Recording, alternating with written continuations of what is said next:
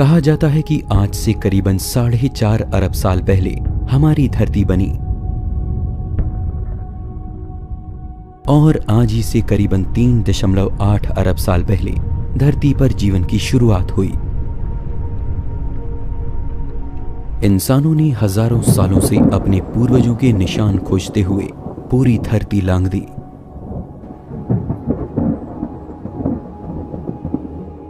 हम धरती पर आखिर कहां से आए, ये सवाल खुद से पूछते हुए इंसानों ने न सिर्फ आसमान की ओर देखा बल्कि धरती और समुद्र की गहरी थाह में अपने इतिहास को खोजा।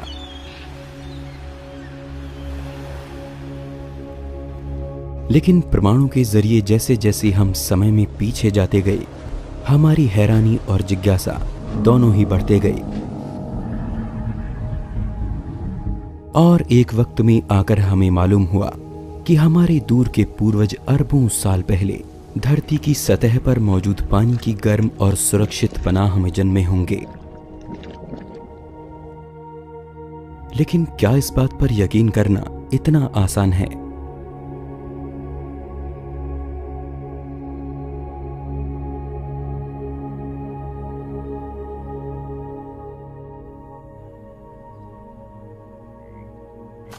आज हम धरती को लाखों तरह के दूसरे जीव जंतुओं के साथ साझा करते हैं।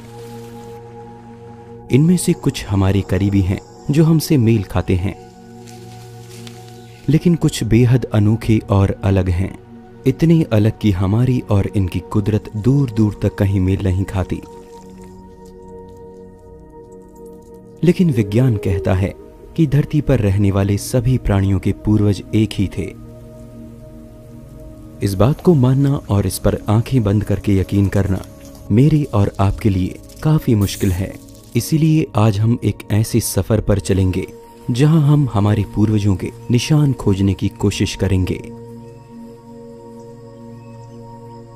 विज्ञान का ये सफर न केवल आपको सुदूर इतिहास में ले जाएगा, बल्कि हमें मौका मिलेगा उस राज को जानने का जिससे जीवन पैदा हुआ।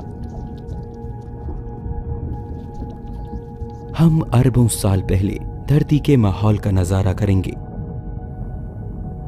हम उन जहरीले जीवों को देखेंगे जिन्होंने एक समय में आकर धरती से समूचे जीवन को खत्म कर दिया था। हम सूक्ष्म स्तर पर जाकर देखेंगे कि स्पेस से गिरे एक पत्थर और हमारे शरीर में एक ही जैसे तत्व मौजूद हैं। इस सफर में हमें कुदरत के सबसे गहरे राज जानने को मिलेंगे। इस सफर में हम अपने जीवन का रहस्य जानेंगे।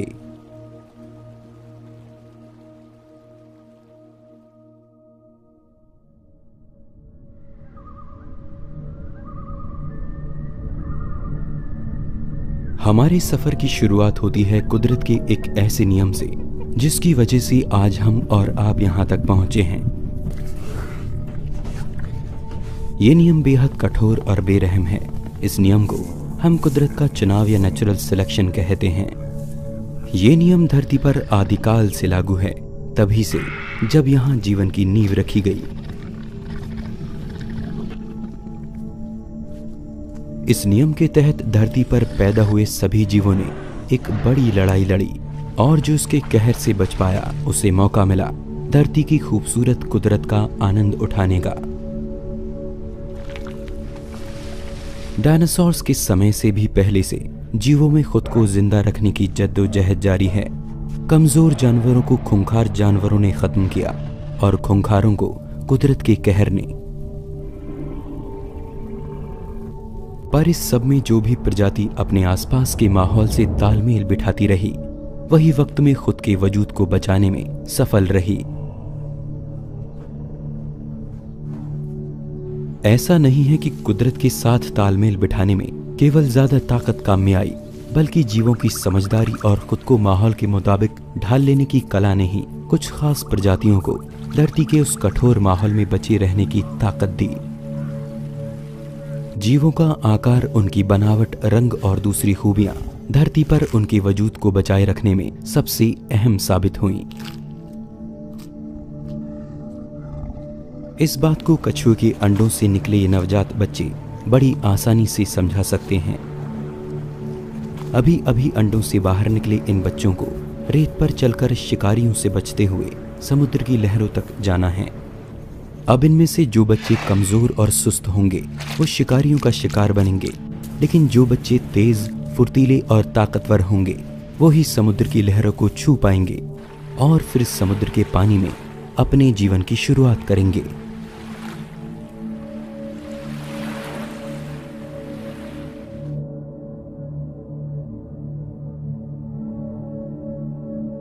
यानी कुदरत ने कुछ खास खूबियों वाले बच्चों को चुना। हालांकि कुदरत का ये नियम बड़ा बेरहम है, लेकिन ऐसा हमेशा से होता आया है और इसी नियम के चलते धरती पर जीवों की अलग अलग तरह की प्रजातियां विकसित हो पाईं। यूं तो धरती पर जीवन अरबों साल से मौजूद है, मोटे तौर पर कहा जाए तो करीबन 4 अरब साल से। लेकिन इसकी शुरुआत आखिर कहां पर हुई, ये सबसे अहम सवाल है। धरती पर सबसे बड़े हिस्से में पानी की हुकूमत कायम है। समुद्र का विशाल साम्राज्य पूरी धरती पर फैला है और इसी के अंदर अरबों साल पहले बहुत छोटे जीवों ने जन्म लिया। आज हम समुद्र में बसने वाले ढेरों ऐसे जीवों को जानते हैं जिनकी कुदरत अपने आप में हैरान करने वाली है। कांच की तरह पारदर्शी जेलीफिश से लेकर एक जहाज के जितनी बड़ी मछली तक, ये सभी समुद्र की दुनिया के अजूबे हैं।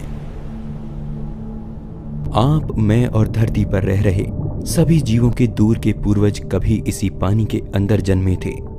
धरती के सीने पर खड़ा विशाल समुद्र का भंडार कुदरत के लिए मानो एक लेबोरेटरी जैसा था, जिसके घोल में कुदरत ने जीवन को लेकर कई तरह के प्रयोग किए, जिससे बाद में आगे चलकर कॉम्प्लेक्स लाइफ का जन्म हुआ। इस बात पर यकीन करना मुश्किल होता है कि हमारे दूर के पूर्वजों ने कभी पानी से निकलकर धरती पर चलना शुरू किया होगा, और विज्ञान के पास ऐसा क्या सबूत है जो हमारे इतिहास की कड़ी को इन पानी में रहने वाले जीवों से जोड़ सके और ये साबित करे कि हमारे पूर्वज कभी इसी पानी में जन्मे थे।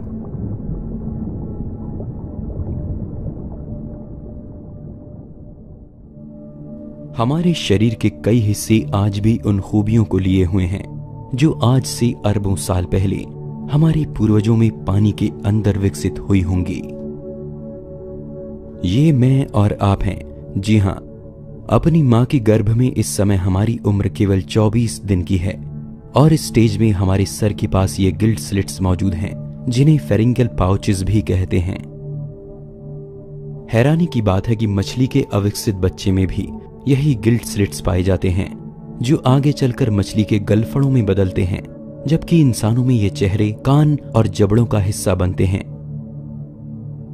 इसी तरह से गर्भ में 5वें या 6ठे हफ्ते में आकर इंसानी बच्चे में एक पूंछ भी विकसित होती है, जो उस समय हमारी रीढ़ का हिस्सा होती है, लेकिन आगे की डेवलपमेंट में ये रीढ़ के निचले हिस्से में बदल जाती है। इसके अलावा फॉसिल्स की स्टडी, डीएनए और बाकी जानकारियों से हमें ये पता लगता है कि हम जिंदगी के उस पेड़ की एक छोटी सी शाख हैं, जिसमें जीवन कई करोड़ों अलग अलग रूपों और अलग दिशाओं में विकसित हुआ, लेकिन इस सब की शुरुआत उस पेड़ के एक नन्हे बीज से हुई। पर इन सब के बीच एक और जरूरी सवाल मन में पैदा होता है कि जीवन आखिर सबसे पहले पानी के अंदर ही क्यों जन्मा। आइए इसके लिए धरती के इतिहास की एक झलक देखते हैं।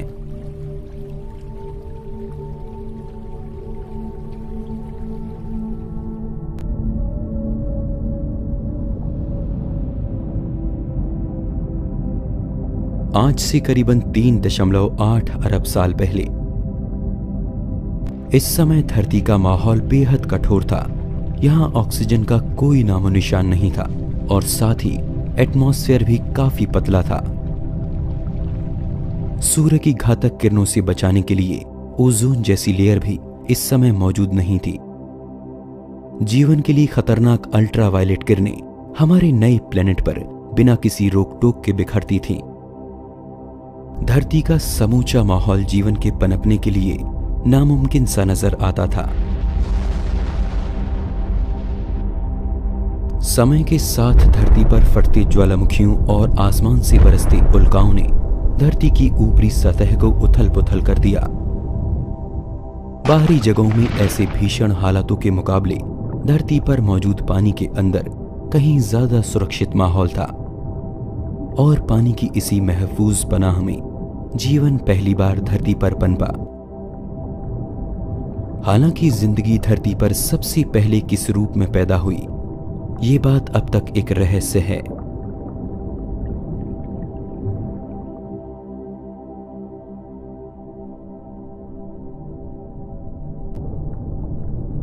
कहा जाता है कि उस वक्त भी एक साथ मिलकर जिंदगी को पैदा करने वाले छोटे छोटे मॉलिक्यूल्स पानी के अंदर मौजूद थे, जिनसे सिंगल सेल से बने जीव पैदा हुए होंगे।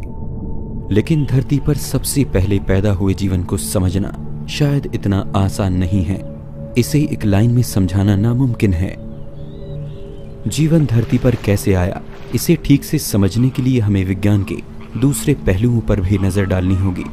कई सवालों पर गौर करना होगा, जैसे कि एक जिंदा प्राणी आखिर क्या है, कौन सी जरूरी खूबियां ये तय कर देती हैं कि कोई चीज जिंदा है या नहीं।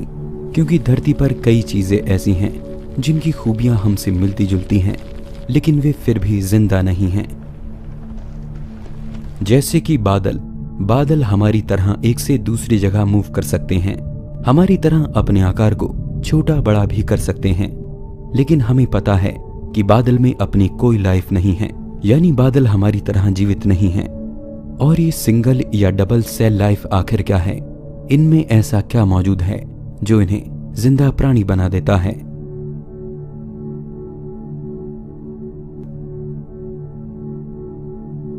लाइफ की बात की जाए तो सभी जिंदा प्राणियों को हम दो तरह की खूबियों के कारण अलग कर सकते हैं।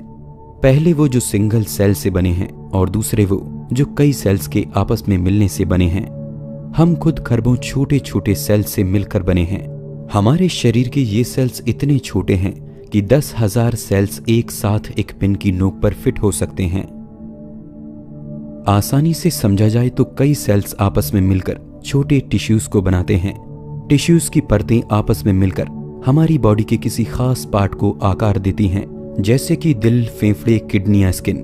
और ये सभी अलग अलग पार्ट जब आपस में मिलकर एक पूरे ढांचे को तैयार करते हैं तो वो जिंदा प्राणी, इंसान या जानवर के रूप में पहचाना जाता है।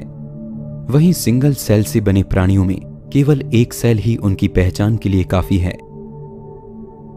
हालांकि ये सेल्स हमें बिना माइक्रोस्कोप के दिखाई नहीं दे सकते, लेकिन फिर भी ये अपने आप में जीवन का सबसे छोटा रूप है, यानी इन्हें हम लाइफ कह सकते हैं।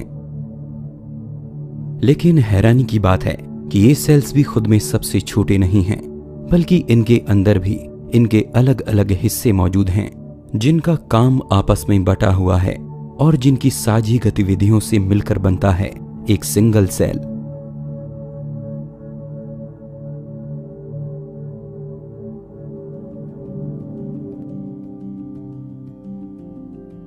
आइए अब ये जानते हैं कि इन सेल्स के अंदर ऐसी कौन सी चीजें हैं जो आपस में मिलकर एक लाइफ को जन्म देती हैं। उदाहरण के लिए हमारी बॉडी के एक सेल को ले लेते हैं। सबसे पहले आती है इसकी परत, जिसे हम सेल मेम्ब्रेन भी कहते हैं। ये सेल को बाहरी आवरण देती है, यानी कि एक झिल्ली का काम करती है। इसे हम सेल की स्किन भी कह सकते हैं। ये कोई आम झिल्ली नहीं है, बल्कि ये पोषक तत्वों को पहचान कर उन्हें अंदर जाने देती है, जबकि जिन तत्वों से इसे खतरा है उनके लिए ये रास्ते को ब्लॉक कर देती है। इसके अलावा ये सेल्स के अंदर से वेस्ट को भी बाहर जाने देती है। इसके बाद आता है सेल के अंदर भरा हुआ लिक्विड, जिसे हम साइटोप्लाज्म कहते हैं। ऐसा नहीं है कि इसमें सिर्फ लिक्विड ही भरा है, बल्कि इसके कुछ अंग ऐसे हैं जो जरूरी कामों को अंजाम देते हैं। इसके स्पेशल पार्ट कुछ खास तत्वों को बनाते हैं, जैसे कि प्रोटीन, और प्रोटीन को यूज करके ही सेल्स अपनी ज्यादातर केमिकल प्रोसेस को अंजाम देते हैं।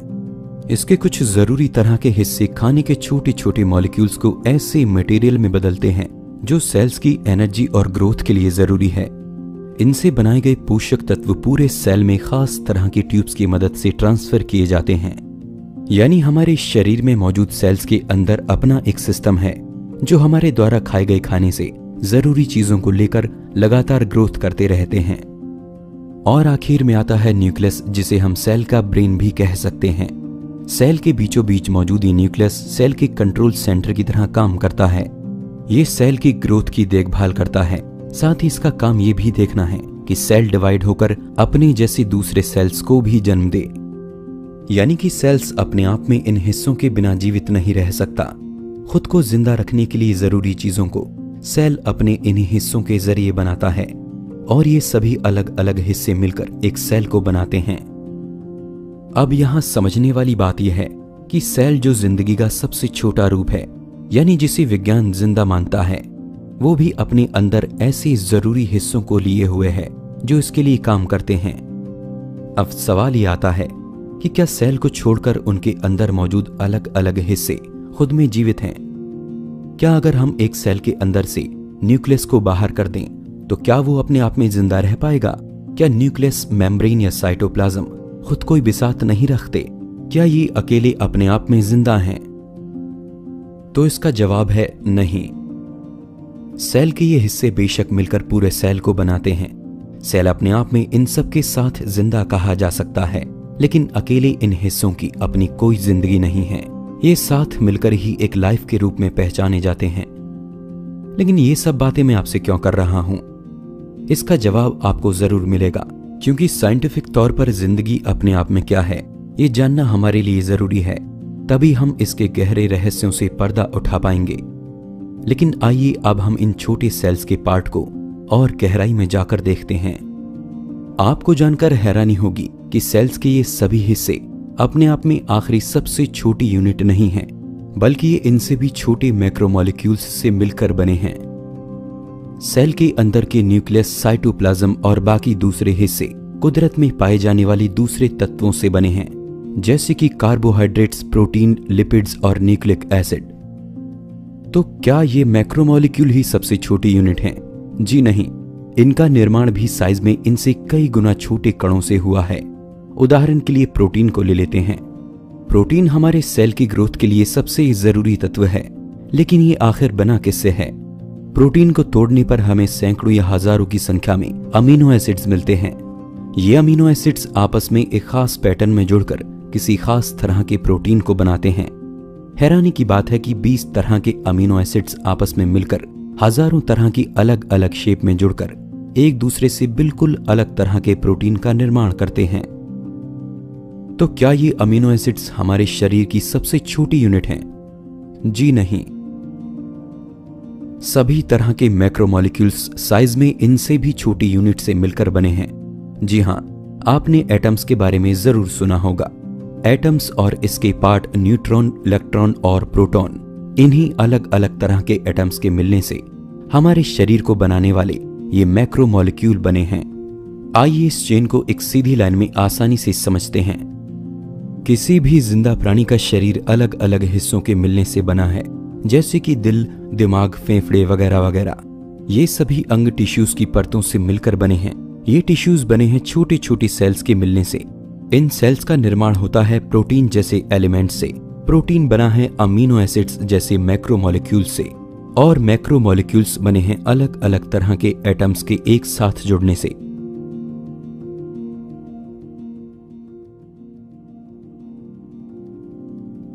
लाइफ का एक कॉम्बिनेशन अपने आप में पेचीदा है, जिसे हमने अभी मोटे तौर पर जान लिया। इस मुश्किल कड़ी को सुलझाने से ये तो पता लग जाता है कि जिंदगी आखिर किन छोटे कणों से मिलकर बनी है। लेकिन इससे हमें ये पता नहीं चलता कि धरती पर जीवन सबसे पहले आखिर कैसे पैदा हुआ होगा, क्योंकि जीवित प्राणी को पैदा करने के लिए भी किसी दूसरे जीवित प्राणी की जरूरत होती है। तो सबसे पहला जिंदा प्राणी दुनिया में आखिर कहां से आया होगा?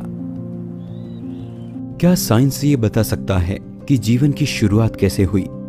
इस विषय में अब तक पूरी तरह से परफेक्ट एक्सप्लेनेशन मौजूद नहीं है, लेकिन दुनिया भर में वैज्ञानिकों और खोजकर्ताओं के समूह दिन रात इस रहस्य की परतों को खोलने में लगे हैं, और हम इन्हीं लोगों के द्वारा की जाने वाली खोजों और एक्सप्लेनेशंस को जानने वाले हैं, जिनसे हमें ये समझ आ सके कि आखिर धरती पर जीवन आया कहां से।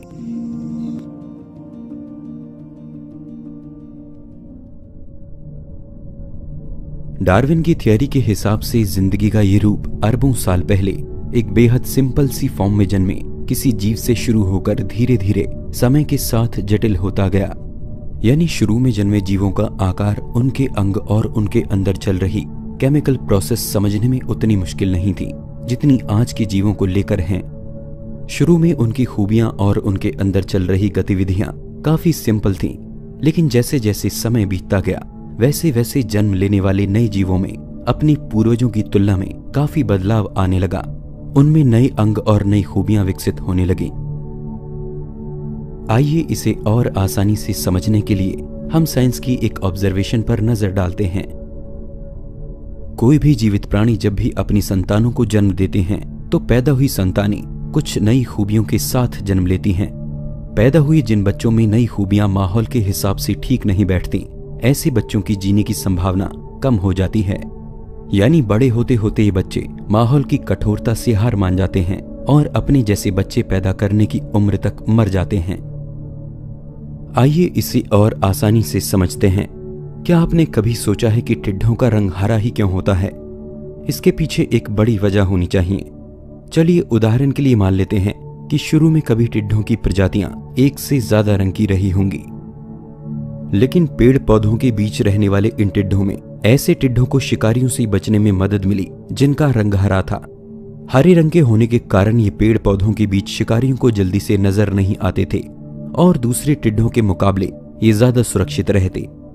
समय के साथ दूसरे रंग के टिड्ढों का शिकार तेजी से हुआ और बचे रह गए हरे रंग के टिड्ढे। आगे चलकर हरे रंग के टिड्ढों ने अपनी संतानों को जन्म दिया, जो पीढ़ी दर पीढ़ी खुद को और सुरक्षित बनाने के लिए अपने अंदर बदलाव करते चले गए।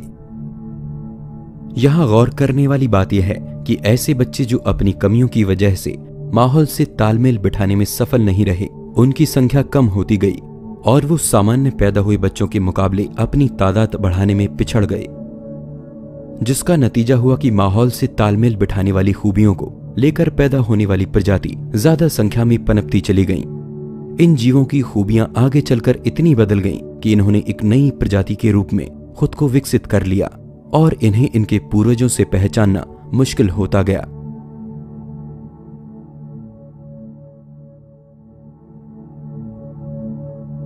धीरे धीरे आए इस बदलाव को ही जीवों का क्रमिक विकास या एवोल्यूशन कहा गया और धरती पर अरबों सालों के विकास में जीवन अनगिनत रूपों में विकसित हुआ।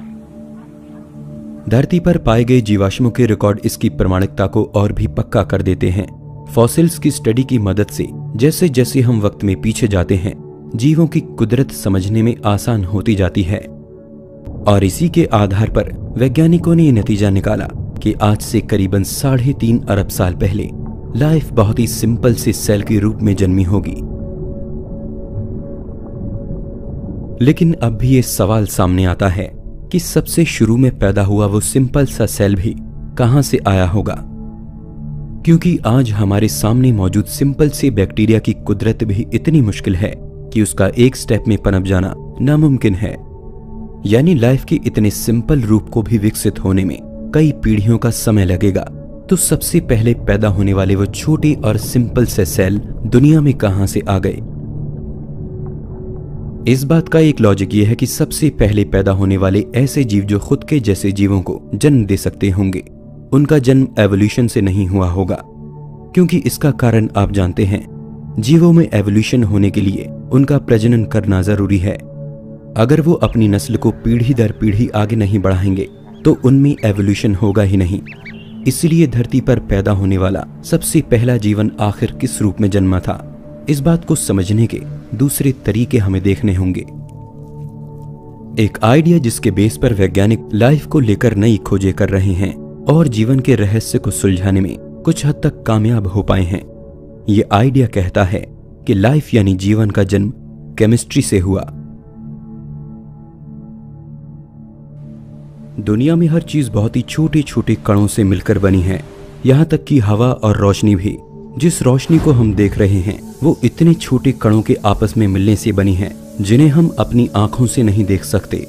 यही छोटे कण आपस में मिलकर अपने से बड़े कणों यानी मॉलिक्यूल्स को बनाते हैं और यही मॉलिक्यूल्स फिर आपस में मिलकर किसी बड़े स्ट्रक्चर या जीव को आकार देते हैं। पूरी दुनिया बल्कि पूरा यूनिवर्स इसी तरह के छोटे छोटे कणों के आपस में मिलने से बना है। और इनके इसी बिहेव को स्टडी करना ही केमिस्ट्री का अध्ययन है। लेकिन यहाँ हम केमिस्ट्री के उस हिस्से की बात करेंगे जो ये कहता है कि इन्हीं छोटे कणों के आपस में मिलने से अचानक लाइफ का जन्म होता है। जिंदगी को जन्म देने वाली केमिस्ट्री कुछ जरूरी बातें हमें बताती है, जिनमें सबसे अहम बात है कि जिन अलग अलग छोटे कणों या हिस्सों से मिलकर जीवन बना है, उनका एक साथ एक टीम की तरह काम करना जरूरी है, जिसे हम मेटाबॉलिक पाथवेज कहते हैं। जैसा कि हमने पहले भी जाना था कि सेल के अलग अलग हिस्से एक साथ मिलकर सेल की ग्रोथ के लिए काम करते हैं। यहां तक कि एक आम से दिखने वाले पौधे के सेल में भी ऐसी ढेर सारी प्रोसेस चल रही होती हैं, जिनमें अलग अलग हिस्सों को एक साथ सेल की ग्रोथ के लिए काम करना, अलग अलग प्रोसेस से खाने के मॉलिक्यूल्स को तोड़कर उन्हें एनर्जी में बदलना, ये कुछ ऐसे काम हैं जो मेटाबॉलिज्म का हिस्सा हैं। और जीवन की केमिस्ट्री में सबसे अहम चीज यही है, बिना मेटाबॉलिज्म के लाइफ नहीं हो सकती। सेल की ग्रोथ और उसके लिए जरूरी एनर्जी पैदा करने का सारा सिस्टम मेटाबॉलिज्म कहलाता है, और बिना मेटाबॉलिज्म के जीवन का लगातार बने रहना नामुमकिन है।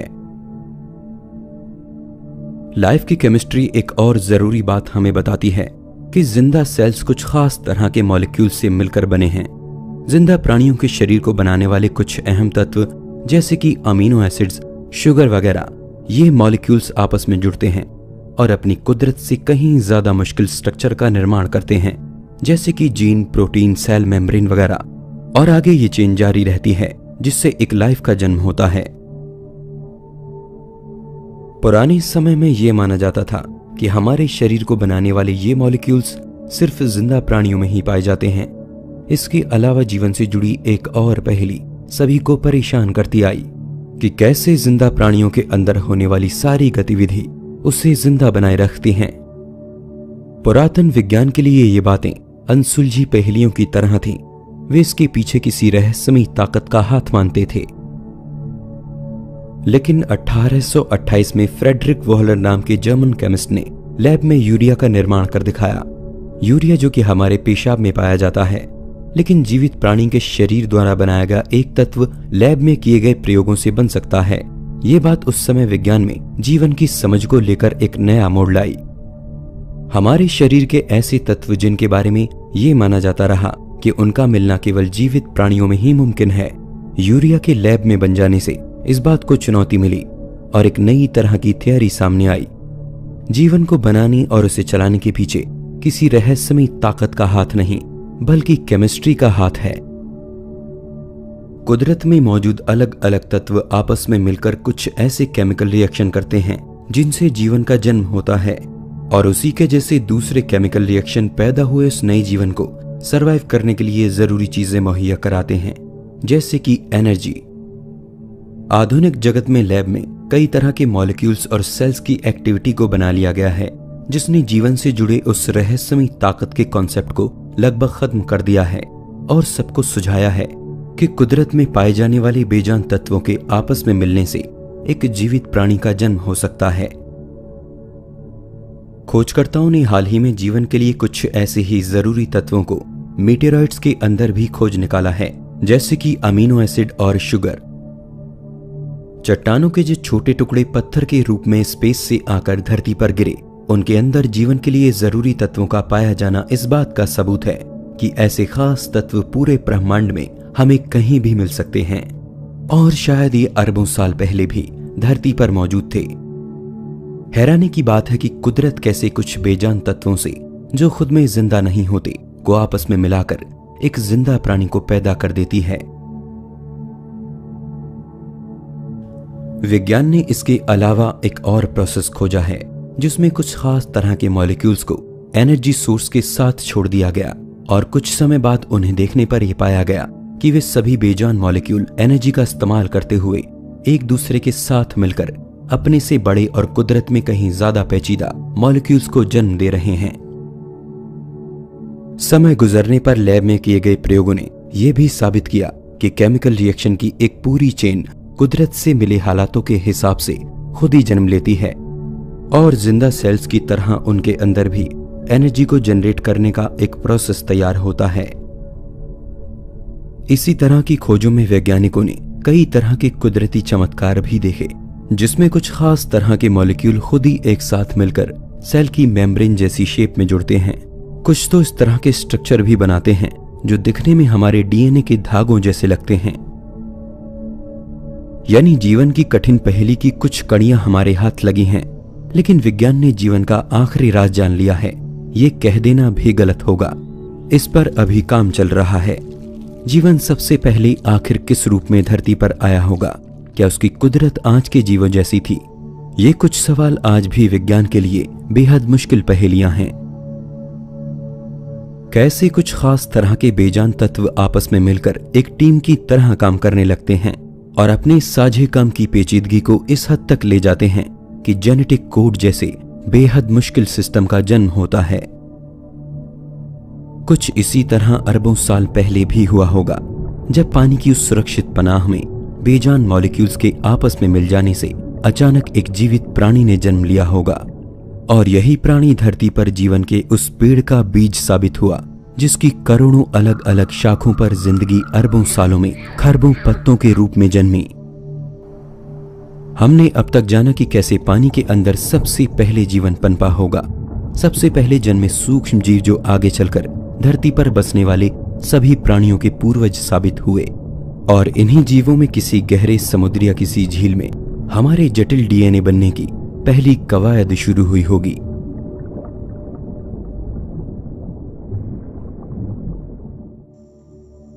हमने समझा कि सबसे पहले धरती पर जीवन की शुरुआत कैसे हुई। आइए अब आगे बढ़ते हैं। वैसे तो जीवन कई अलग अलग रूपों में धरती पर जन्मा होगा, लेकिन एक खास तरह के जीवों ने धरती की कुदरत पलट देने का कारनामा कर दिखाया और धरती को हमेशा के लिए बदल कर रख दिया। वेस्टर्न ऑस्ट्रेलिया के तटों पर मौजूद सूक्ष्म जीवों के एक जगह जमा होने से बनी ये पत्थर जैसी संरचना अपने आप में सबसे पुरानी और अनोखी है। इन्हें स्ट्रोमेटोलाइट्स कहा जाता है। ये साइनोबैक्टीरिया नाम के बेहद सूक्ष्म जीवों का घर है। ये बैक्टीरिया एक चिपचिपे पदार्थ को रिलीज करता है, जिस पर रेत और तलछट चिपककर एक पत्थर जैसी संरचना का रूप ले लेते हैं। पानी में मौजूद ये पत्थर अरबों साल पुराने भी हो सकते हैं, क्योंकि स्ट्रोमेटोलाइट्स धरती पर जीवन के सबसे पहले बने रूपों में से एक हैं। ये पानी में कार्बन डाइऑक्साइड और सूरज की रोशनी से अपना भोजन बनाते हैं और इस प्रोसेस में ऑक्सीजन रिलीज करते हैं, और ये ऐसा अरबों सालों से करते आ रहे हैं। धरती पर मौजूद सबसे पुराने स्ट्रोमेटोलाइट्स का समय 3.5 अरब साल के करीब दर्ज किया गया है। लेकिन शांत से दिखने वाले इन पत्थरों ने कभी धरती पर मौजूद लगभग सारे जीवन को विलुप्त कर दिया था। इनके समूह ने धरती के एटमॉस्फेयर में एक ऐसी जहरीली गैस छोड़ी थी, जिससे उस वक्त मौजूद ज्यादातर प्राणियों का जीवन खत्म हो गया, और वो जहरीली गैस थी ऑक्सीजन। जी हाँ, आपको सुनकर हैरानी होगी, लेकिन ये बात सच है। धरती के एटमॉस्फेयर में करीबन 3 अरब साल पहले तक ऑक्सीजन का लेवल आज के जितना नहीं था। आज जितनी ऑक्सीजन एटमॉस्फेयर में है, उससे काफी कम ऑक्सीजन उस वक्त मौजूद थी, और धरती पर बसने वाले प्राणियों की कुदरत आज के प्राणियों से कुछ अलग थी। वे सभी ऑक्सीजन पर नहीं पलते थे। ऐसा नहीं है कि उस वक्त स्ट्रोमेटोलाइट्स ऑक्सीजन नहीं बना रहे थे, लेकिन उस वक्त तक धरती पर लोहे यानी आयन की मात्रा काफी ज्यादा थी, जिससे मुक्त हुई ऑक्सीजन का ज्यादातर हिस्सा आयन के साथ मिलकर आयन ऑक्साइड यानी लोहे की जंग में बदल रहा था। लेकिन जैसे जैसे समय के साथ लोहे की मात्रा कम होने लगी, ऑक्सीजन का बड़ा हिस्सा एटमॉस्फेयर में प्रवेश करने लगा और धरती पर ऑक्सीजन की मात्रा बढ़ने लगी, जिससे एक ग्लोबल क्राइसिस पैदा हो गया और उस वक्त के ज्यादातर जीवों के लिए ऑक्सीजन जहरीली साबित हुई। तब धरती पर जीवन मानो खत्म सा हो गया था। लेकिन किसी भी चीज को पूरी तरह से खत्म करना नामुमकिन होता है, और तब भी वैसा ही हुआ। धरती पर कुछ अनोखे जीव ऐसे बच गए जो ऑक्सीजन की मौजूदगी में सरवाइव कर गए, और तभी से जीवन की एक ऐसी शाख पैदा हुई जिसका आधार ऑक्सीजन बनी। धरती पर ऐसे जीवों का जन्म हुआ जो ऑक्सीजन पर जिंदा रहते हैं।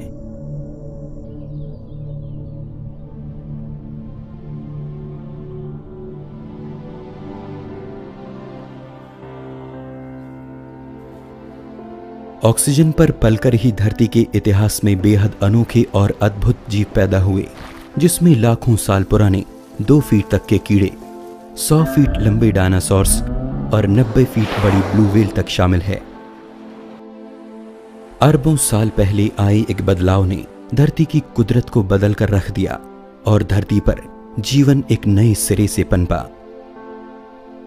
जीवन की जो कहानी आज हमने सुनी वो हमारे सफर का एक बेहद छोटा हिस्सा थी।